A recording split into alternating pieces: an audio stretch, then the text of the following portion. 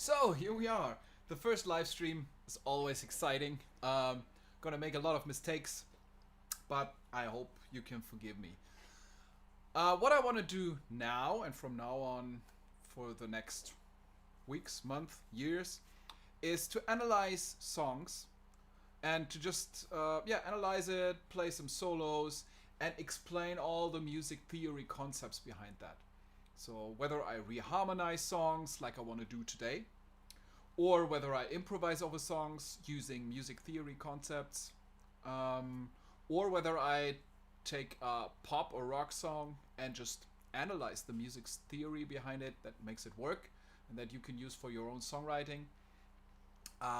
This is all the stuff that I plan for these live streams. So you see I got a green screen set up. It's not yet working due to the lighting and everything. I will get better, I promise. But now, let's start with the first song. And I picked kind of a Hello World song, which is All My Little Ducklings. I don't know how well this song is known in the rest of the world, but here in Germany, where I live, in Europe, it's probably the most famous children's song. It's called Alle, meine Entchen in German. So it's All My Little Ducklings. And it kind of sounds like this.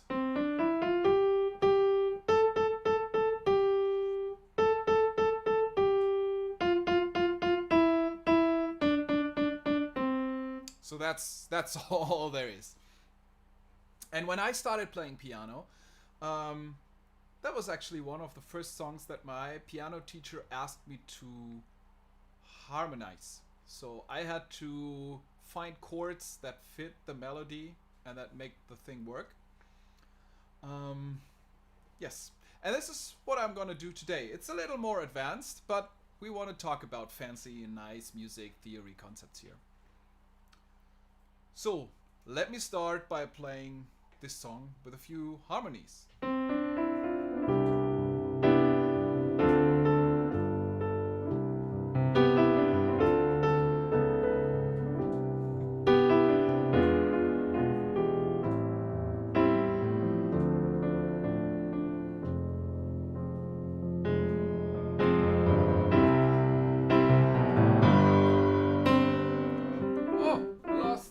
What's that? Okay. As I said, I'm still learning. This native instruments thing keeps crashing on me. So, that was the first part. Let's go again. You might already notice 2-5-1 progression here and a tritone substitution. Oh, crap. Something is not working.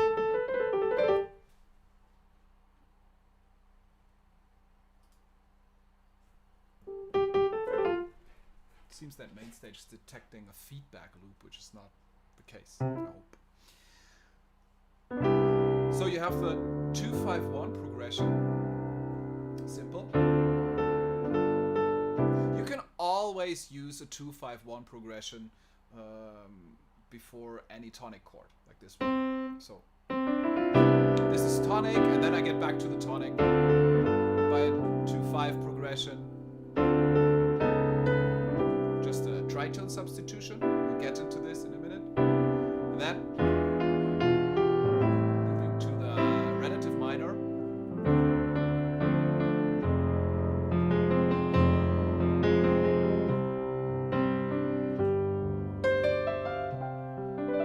Then you can fool around with that.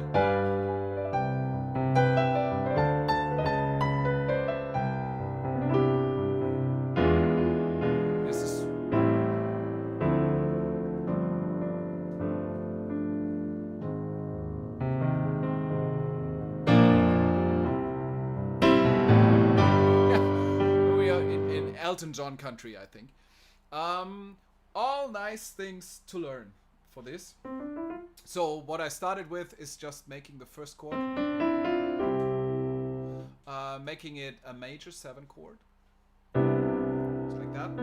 Adding the... I hope you can see that. No, you cannot see it. Wait.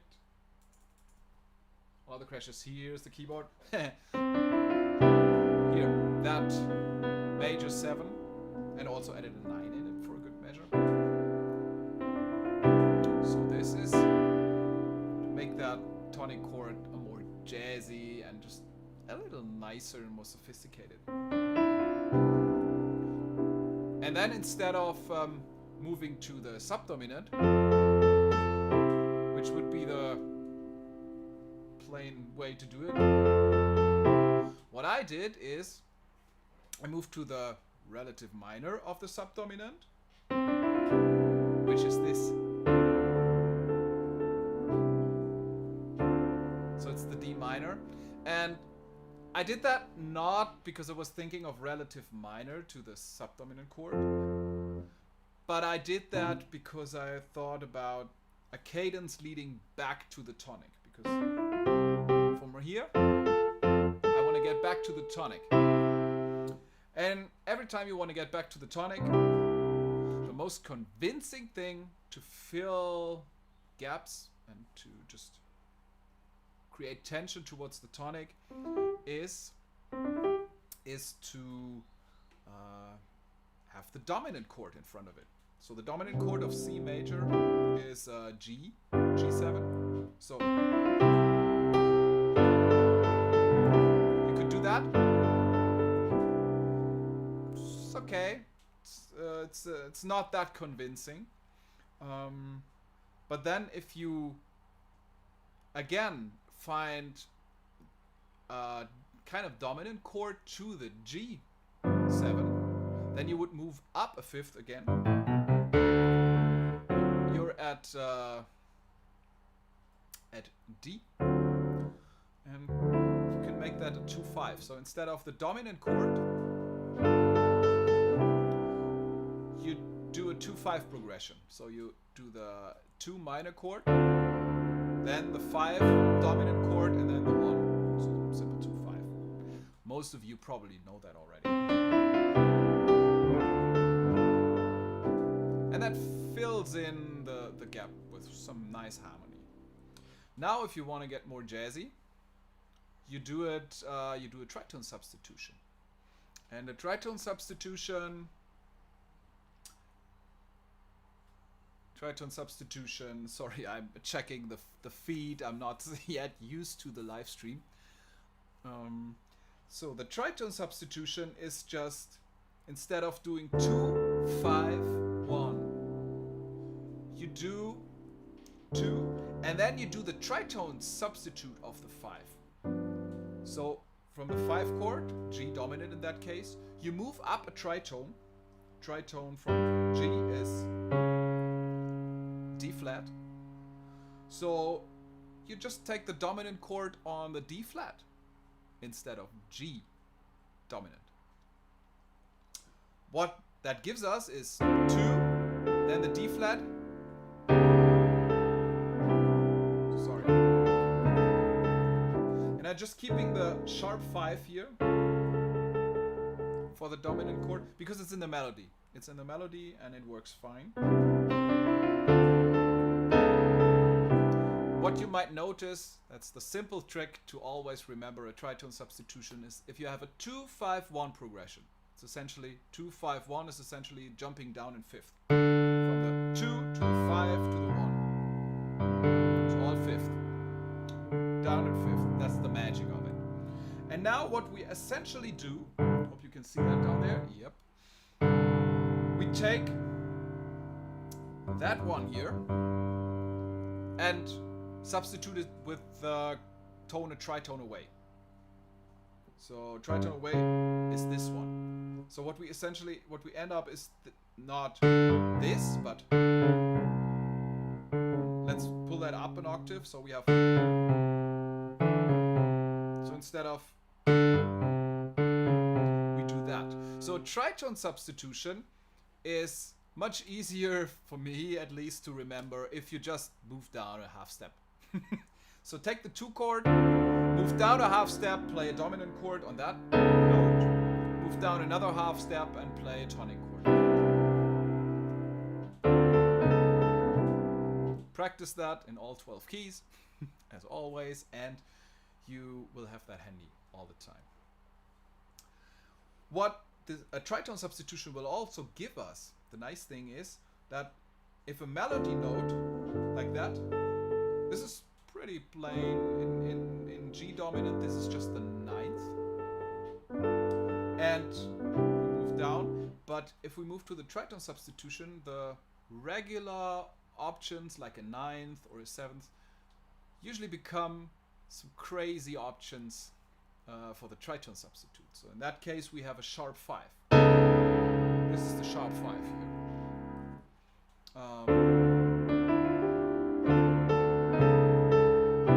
So sharp 5, and it gives it some nice bite.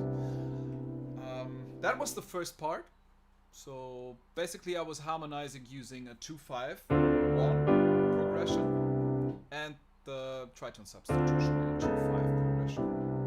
That's all there is.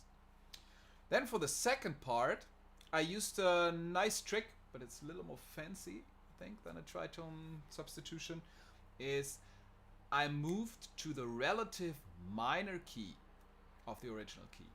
So we are in C major, and the relative minor key is A minor.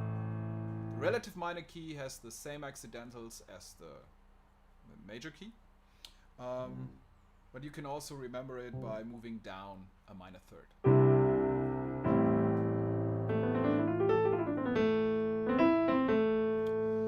So moving to that has a nice effect that's partly rooted in functional harmony. If you know functional harmony, we have in functional harmony you have a tonic, which is a place of rest, tonic function. Then you have a subdominant, which is somewhere in between tension and rest, and then you have a dominant, which is tension and it wants to move somewhere. It's very unstable. You only have 3 functions, but in our regular scales and modes we have 7 chords. So 3 functions, 7 chords. So there are multiple chords that can play the same function.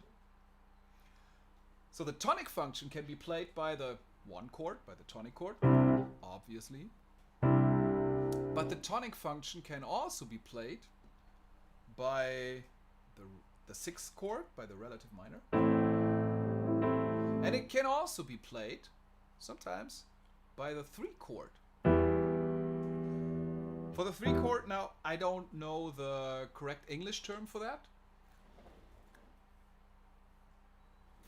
Nice, got my first comment. Thanks, Nelson, for that. First live stream, first comment, success. So if you want to know something, don't understand something, just shoot me a comment. I will look to the screen occasionally. And so we have the tonic function. Tonic, we have the 6th chord, and we also have the 3 chord as a tonic function, a possible tonic function. I think the 3 chord is very interesting to use as a tonic. In German, this is called Gegenklang, like the counter sound. I don't know the correct term for it in English. If you know it, let me know. You can always learn, but I don't know any term right now. So there are 3 chords that can play the tonic function, and you can substitute them. And what this gives you is some nice deceptive resolutions. So if we like do just a 2-5-1 progression, if you expect that 1 chord to hit and you substitute it with another tonic function,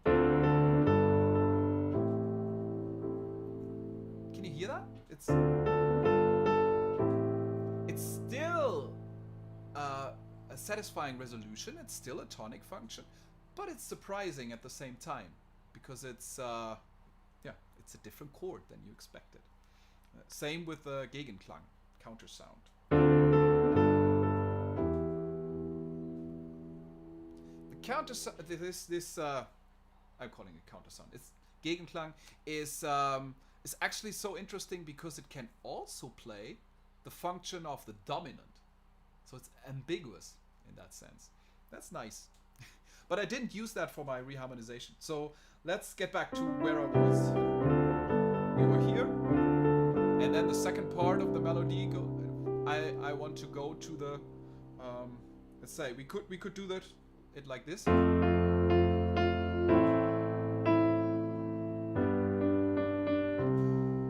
But that would be boring. So again, in order to get to that A minor chord, I just use the dominant chord before it to get a nice resolution there and add some tension. So again, the dominant chord is just a fifth up. It's E dominant. So I'm using E dominant to lead to A minor, which gives me that. And then we go there. Which is, I think, a nice cadence, and it's a deceptive resolution. And the melody, again, makes this very interesting, because the melody forces me to use an F on that E dominant chord. And that F on an E dominant chord makes it a E dominant flat 9 chord. We all know that from I Will Survive. First I was afraid, yes, I'm not gonna sing. But that flat 9 is also another leading tone. It's just leading from here to the A minor, to the E on the A minor. So now we are in the relative minor, and now I need to, or I want to move back to the major key again. So I just use the same cadence again that I used before. Like that.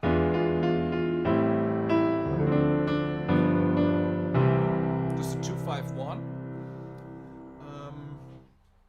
But then again, these deceptive resolutions, playing a chord that you didn't expect but that somehow fits,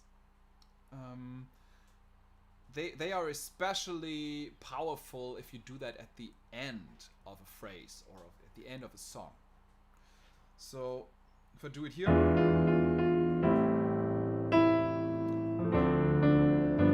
and then I move to another chord.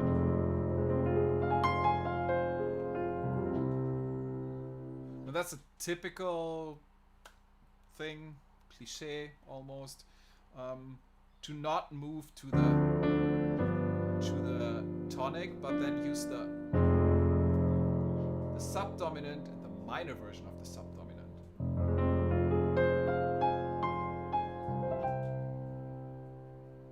There's much to say, probably a lot of videos to do on that simple progression.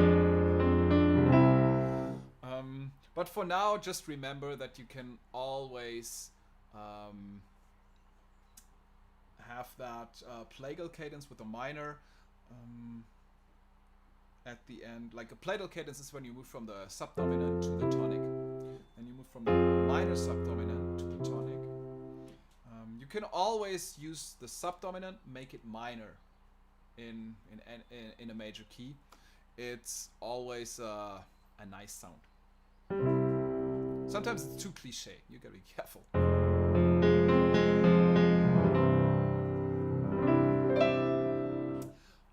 So deceptive resolution, but I'm just delaying the final resolution. So now I'm satisfying what you've been waiting for. And immediately move to the dominant to keep the tension for the next round,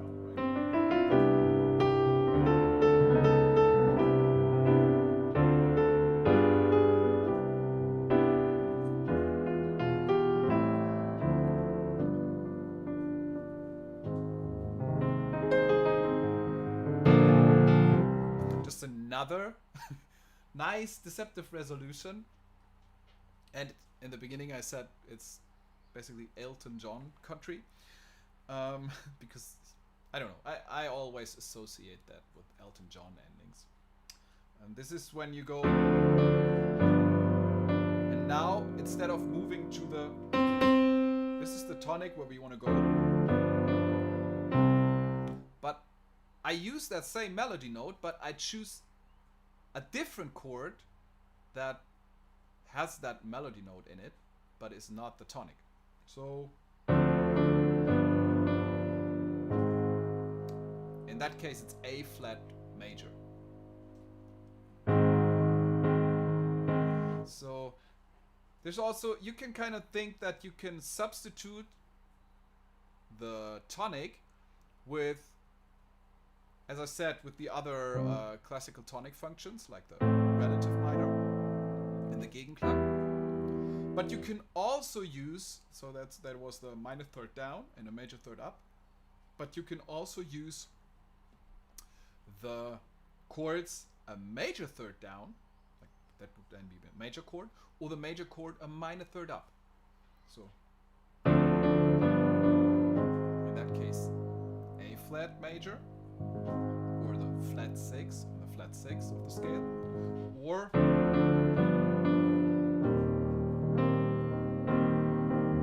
this is a different flavor if you move to E flat on that. It doesn't work as well because that's not a tone of the triad, of the E flat triad, but it still works. Many ways to explain this. The probably most convincing thing to explain why this works is because they are coming, these two chords are coming from A flat major and E flat major, are coming from the parallel minor key. So for C major, the parallel minor key is just C minor. Parallel minor is always, it's the same root, but it's different accidentals. So instead of you do, and then you get these chords are part of C minor. So if you're in if you're in C minor, these can be explained then as relative chords again to the minor key. I recognize this is getting too complicated, but it's part of the same reason why this F minor works so well. It's also from that key, also from C minor, from the parallel minor key. So again, let me play this again. Here, simple major 7th, 2-5-1, tritone substitution, a dominant leading to the relative minor, and then a cadence leading back, deceptive resolution.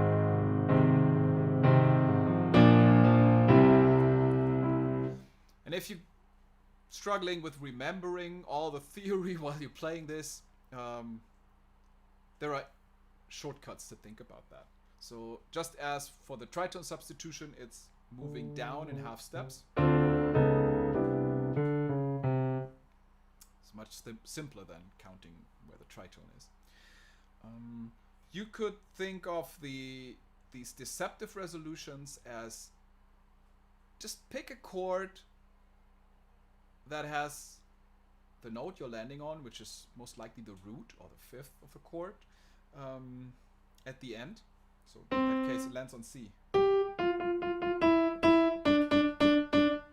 C, and then pick a chord that has that note in the triad, like A flat. And then from A flat, you can just move up in whole steps. Or you can go from A flat to the regular dominant. You can do it like that. So this, all sorts of things that you can do. Just try it, get used to it, learn it, play that in a few different keys. Like if you like that song, All My Little Ducklings, take it to a different key, play it there. I didn't practice that, but if you know the progressions in a different key, then you can do that on the spot.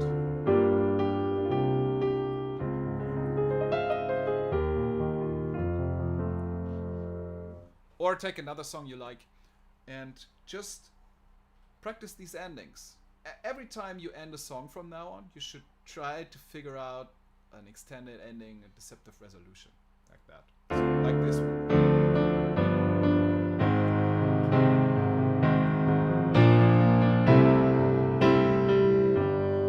This can instantly make your playing sound more sophisticated. And in your own songwriting, place that at strategically good points in the song. So whenever you want people to listen to, maybe if you have a song with lyrics, and you want people to listen, to pay attention to certain phrase, certain word, certain sentence, then use these little surprises like deceptive resolution, or delayed resolution. It's also delaying the resolution. Use that as at points where you want a word to stand out, because people will listen at that moment. They will listen up in surprise.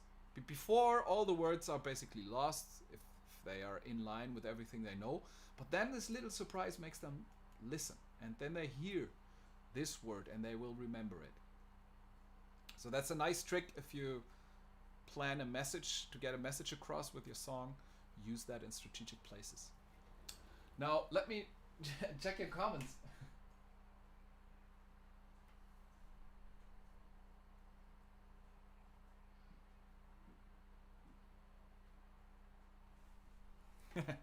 Yes, thanks for the questions.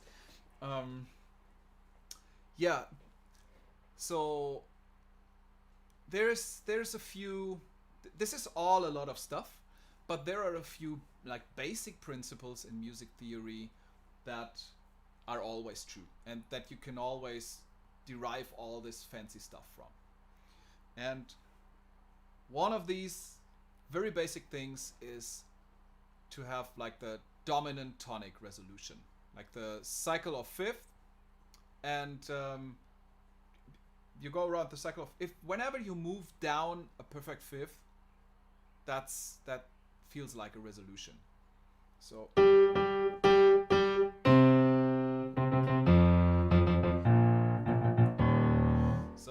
moving in fifth, you can do that. You can just take chords and move them around in fifth. You know, it sounds convincing. It's just always moving down fifth. You can move everywhere with that. So that's a basic principle, cycle of fifth. I got a video on my channel about cyclic chord progressions. So where I talk about chord progressions that go round and round in cycles, and many of them also work because of the cycle of fifth. And if you know that, and you know tritone substitution, you already have a whole world of stuff you can do, because you cannot only,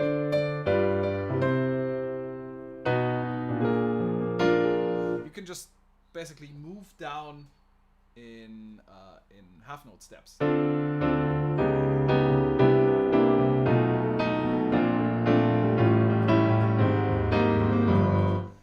That's also working because of the cycle of fifth. And so there are many chords that can play the role of a dominant. I said the fifth chord. Let's stick with C major here. And then the fifth chord is obviously the dominant that you learned, probably, if you learn anything about music theory or play an instrument. So that's the dominant. Of course, we can make it fancy, like these chords, or these. That's all in there. But then you have other chords that can function as the dominant. So it's the B flat major that can function as a dominant. So you can have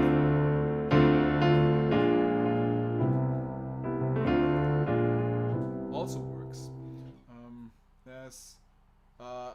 There's a video I have on my channel which is talking about the backdoor progression, which uses that substitute for the dominant, that B flat heavily. So it's a nice alternative cadence that adds some spice. So that can be a dominant. And in classic functional harmony, there's also two alternatives to the dominant. So it can be the dominant chord on the 5th scale degree. It can also be the relative minor of that, so the minor chord on the 3rd scale degree. So we can do this.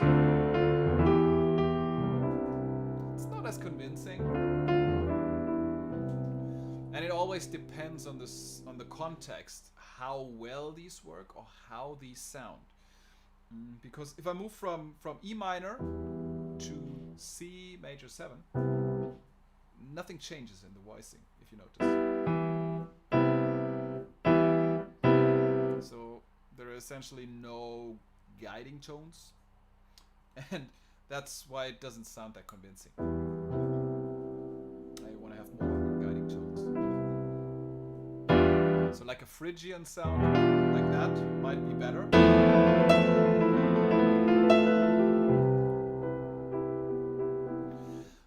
But that Phrygian chord, of course, could also resolve a 5th down. We'll cycle a 5th, right?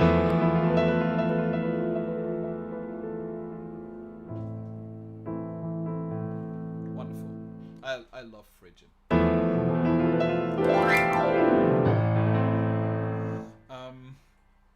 But let's not deviate from our little discussion of All My Little Ducklings. So you can have that as a tonic, the chord on the 5th. You can have the chord on the 3rd scale degree as a substitute for the dominant. There's a tonic. Dominant. We're talking about dominance now. And also the chord a major 3rd up from there could be a substitute for the dominant, which is that awkward half diminished B half diminished chord. So that's a wonderful. It's also leading to the tonic. So in any case, you have that. Think about it. It's the cycle of 5th. It's then simple tritone substitution, and it's or I say simple because learn it. If you learn it, start to learn it, it's not that simple. And you have that power of functions, of functional harmony. And if you use that, then yes, B flat major can become a dominant in C major.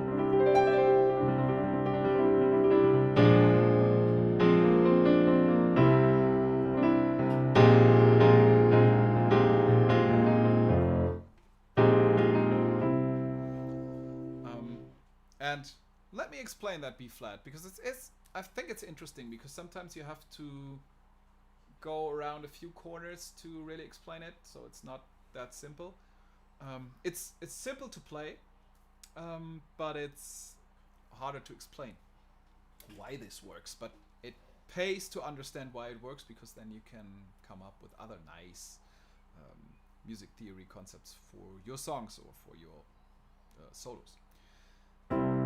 So this would be the regular dominant leading there. But we can then go to the parallel minor key of that. So parallel minor of G major is G minor. And then take the relative major of that chord, which would be a 3rd up, B flat. So B flat is kind of the relative major of the parallel minor of the dominant. Hope I said that correctly. But it's just a step further away. But for your sakes, just remember, and I do that too when I play live, I don't go through all this theory. It's just that you can use a nice plagal subdominant minor. You can use the flat 6, the flat 7, and that's basically it. You couldn't use the 5th. Basically all the chords that we have here. Right? That can all be dominants. Now I think I don't know, is there anything else I wanted to show you about all my little ducklings? Let me just play it again, see if I can find any interesting things in there.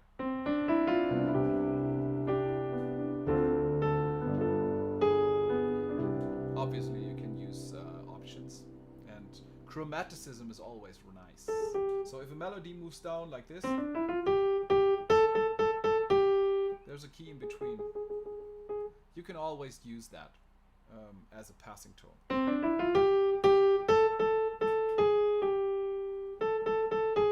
So that makes it nice.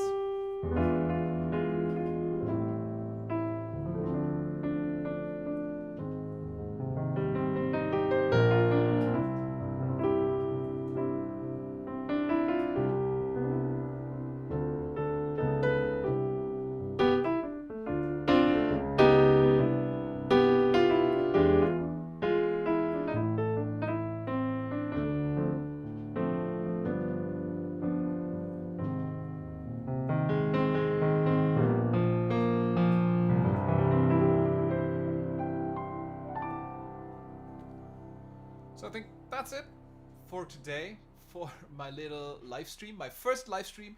Thank you. Thank you all for watching it, for writing comments. And I hope that I can get better at this and do this more often. Maybe even once a month, once a week. I don't know. So I will do these live streams and analyze songs, do reharmonizations of songs, do some solo things, and yeah, hope that you can learn something for whatever you do, songwriting, playing live, or just playing for fun, or just being curious about music theory. Thanks for listening. Have fun with your music, and see you next time.